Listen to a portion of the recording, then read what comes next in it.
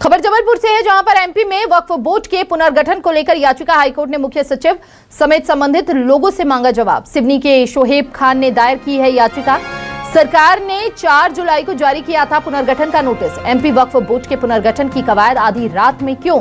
Board के पुनर्गठन से संबंधित नोटशीट पर रात 1 बजे हस्ताक्षर किए गए। बिना चुनाव वैधानिक प्रक्रिया के बोर्ड का पुनर्गठन करने का आरोप है।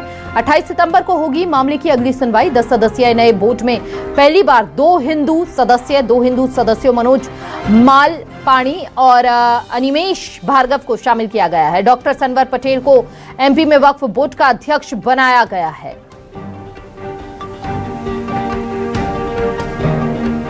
ज्यादा जानकारी के लिए संवाददाता कुमार इंदर हमारे साथ जुड़ चुके हैं। एमपी में वक्फ बोर्ड को लेकर कई सवाल, और सबसे बड़ा सवाल कि आखिर एमपी वक्फ बोर्ड के पुनर्गठन की कवायद आधी रात में क्यों हुई है?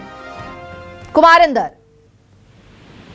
देखिए, यही सवाल जो है कि ये तमाम वक्फ बोर्ड से जुड़े लोगों को और उससे संबंधित समुदाय को खल रही है कि ऐसी क्या स्थिति थी कि 3 तारीख को आनंद फानंद में वक्फ बोर्ड के लोगों का इस्तीफा लिया जाता है, उसको भंग किया जाता है और 4 तारीख को अगले ही दिन जैसे कि 12 घंटे के अंदर आनंद फानंद बिना वैधानिक प्रक्रिया के, बिना चुनावी प्रक्रिया के वक्फ बोर्ड का पुनर्गठन कर दिया जाता है।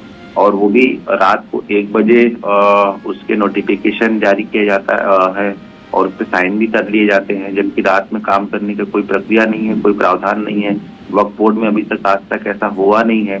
इन तमाम चीजों को लेकर आपत्तियां दर्ज की गई थी और लेकिन कहीं सुनवाई नहीं हुई, तो लिहाजा उन्होंने इससे संबंधित जुड़े लोगों ने हाईकोर्ट का रुख किया और उसको टॉप प्रायोरिटी पर सुनने की अपील की थी, जिसको सुनते हुए हाईकोर्ट ने जो है मुख्य सचिव और उससे संबंधित लोगों को जो है वो नोटिस जारी किया है। नोटिस जारी करके जवाब मांगा है कि ऐसी क्या जरूरत आन पड़ी थी, ऐसी क्या स्थितियां हो गई थी, कि ऐसी क्या सिचुएशन निर्मित हो गई थी कि आनंद फानंद में आपने वक्फ बोर्ड का खंडन भी कर दिया और फिर 1 दिन के अंदर उसको गठित कर दिया। और खासकर के हाईकोर्ट ने पूछा कि ऐसी क्या परिस्थितियां थी, ऐसी कौन सी इमरजेंसी थी कि रात को 1 बजे आपको वक्फ बोर्ड के पुनर्गठन के लिए सिग्नेचर करने पड़े।